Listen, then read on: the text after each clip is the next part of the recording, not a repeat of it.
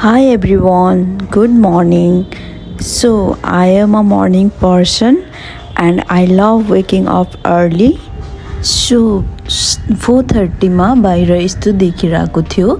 त्यसपछि म फ्रेश भएर जिमको लागि रेडी हुँदैछु। स्किन हाइड्रेटको लागि मैले मामा अर्थको मोइस्चराइजर लगाए।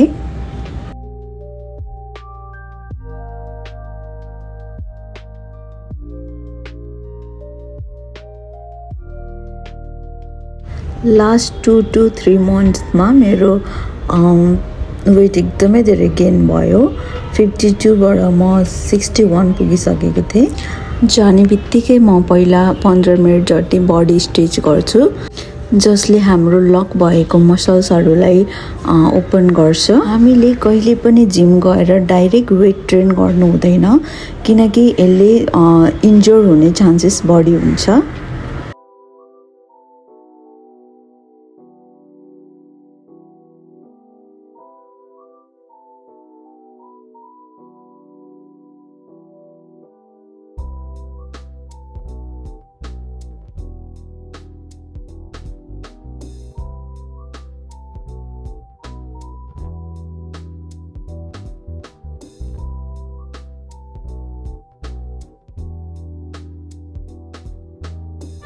आज चाहिँ मेरो शोल्डर र ट्राइसेप डे रहेको थियो, त्यही भएर मैले शोल्डरलाई पनि हल्का स्ट्रेच गरेको छु।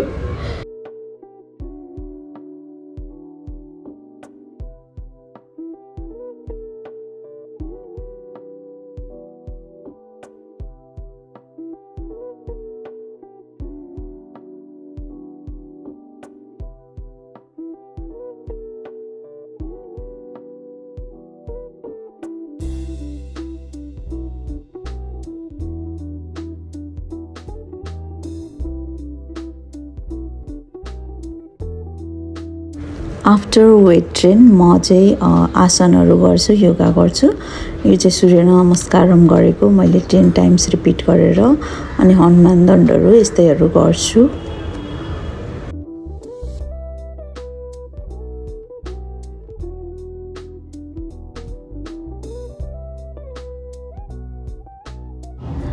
सात बजिसकेको थियो। हाम्रो घर फर्किने बेला भइसकेको थियो।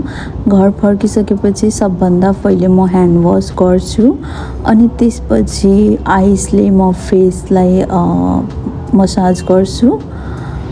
बिहानको टाइममा यति हतार हुन्छ नि। त्यसपछि मैले बेडहरू मिलाएर अनि सबै सरसफाहरू गरिसकेर म सावर लिएँ। स्किन केयर रुटिन फलो गरिसकेर मलाई चाहिँ पूजा नगरी चित्तै बुझ्दैन, त्यही भएर म हरेक दिन पूजा गर्छु। त्यसपछि आज चाहिँ मङ्गलबारको दिन रहेको थियो, भगवान गणेशजीको, अनि मैले यसरी धुपहरू चढाएर पूजा गरेँ। जिमबाट फर्किँदै गर्दा मासु लिएर आएको थियौँ, अनि हतार हुन्छ भनेर यसरी कुकरमा सिटी लगाएर पकायौँ। एकातिर भात र अर्कोतिर मासु गरेर छिट्टो भइहाल्यो। खाना पकाएर हामी खाइसक्यौँ। त्यसपछि हस्बेन्ड ड्युटी जानुभयो, अनि त्यसपछि बाँकी रहेको कामहरू मैले सकेँ।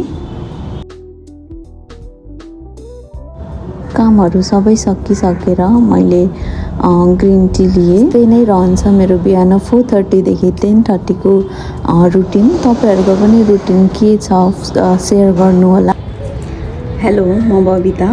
भिडियोलाई अन्तिमसम्म हेरिदिनु भएकोमा धेरै धेरै धन्यवाद। यदि तपाईँहरूलाई यो भिडियो मन परेमा लाइक सेयर गर्न नबिर्सिनुहोला, र यस्तै भिडियोहरू चाहनुहुन्छ भने डेली भ्लग, ट्राभल भ्लगहरू, अनि खानेकुराहरूको रेसिपी चाहनुहुन्छ भने